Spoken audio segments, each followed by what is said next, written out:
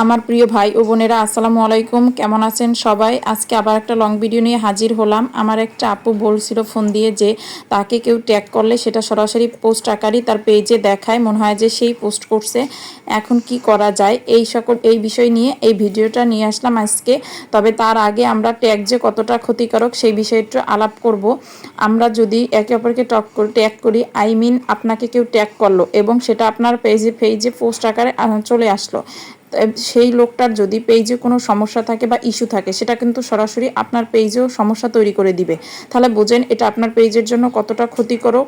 তারপর 2 নম্বরে হচ্ছে, আপনাকে সে ট্যাগ করলো, আপনি এই যে ট্যাগ করার কারণে ফেসবুক থেকে ভেবে নিবে যে আপনারা একে অপরের সাথে কথা বলে এই প্রমোটিংয়ের কাজটা চালিয়ে যাচ্ছেন। এজন্য ফেসবুকও আপনাদের অনেক সমস্যার সৃষ্টি করে দিতে পারে যে আপনারা একে অপরকে প্রমোট করে দিচ্ছেন ট্যাগের মাধ্যমে।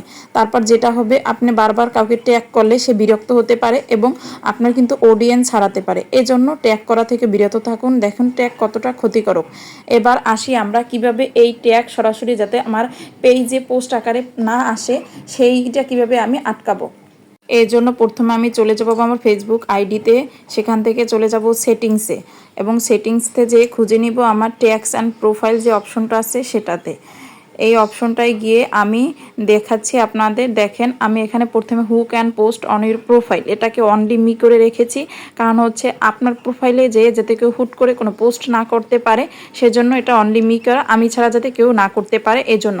পরেরটা এভরিওয়ান করা, আপনারাও এভরিওয়ান করে রাখবেন। পরেরটা আমি অ্যালো করে রেখেছি যে allow other share your post, অন্য কেউ যাতে আপনার পোস্টের হিস্ট্রি শেয়ার না করতে পারে, এটা অ্যালো করে রাখা আছে এখানে।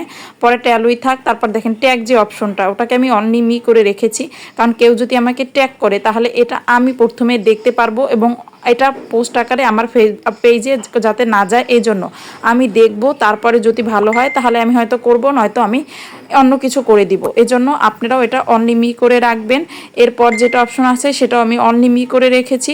এরপর দেখেন এনিওয়ান মেনশন ইউ, পরেরটা আমি অ্যালো করে রেখেছি।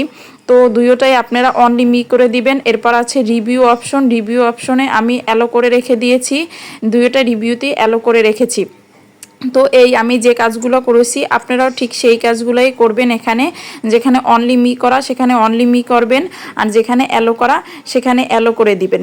এই কাজগুলো করবেন যাতে আপনার পেজে আর সরাসরি কখনো তারপর আমরা ব্যাকে যাব, ব্যাগে যেয়ে দেখব যে আমার কাজটা কতটা হয়েছে। এবার দেখেন প্রোফাইলে যাব, প্রোফাইলে 3 ডটে যাব, 3 ডট থেকে এই যে এখানে আমি একটা অপশন চালু করে রেখেছি রিভিউ পোস্ট অ্যান্ড ট্যাগ, এখানে যাব। দেখেন আমাকে কতজনে ট্যাগ করে রেখেছে, আমি এই ট্যাগগুলো এখন হাইড করে দিব। হ্যাঁ, এখানে দেখেন অ্যাড টু প্রোফাইল, এই অপশনটা আমি ক্লিক করব না, আমি হাইড অপশনটা ক্লিক করব।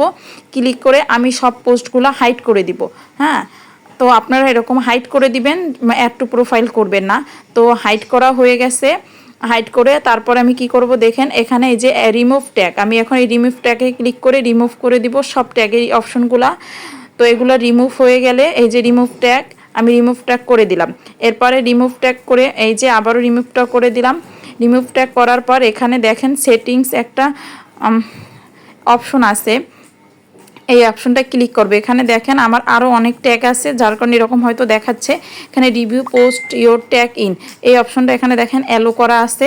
আপনারা এরকমই এইগুলো অ্যালো করে রাখবেন। ফ্রেন্ড অফ ফ্রেন্ড এটাকেও অ্যালো করে রাখবেন, তাহলেই আপনি আপনার ট্যাগ অপশন এমনি এই আপনার যে পেজে ট্যাগ আসা এটা থেকে বেঁচে যেতে পারেন। তো এই অপশনগুলো করে রাখলে কেউ আপনাকে ট্যাগ করলেও তা সরাসরি আপনার পোস্টে চলে যাবে না। লং হয়ে গেছে ভিডিওটা, ধৈর্য ধরে দেখার জন্য সবাইকে অসংখ্য ধন্যবাদ। আজ এ পর্যন্তই, খোদা হাফেজ।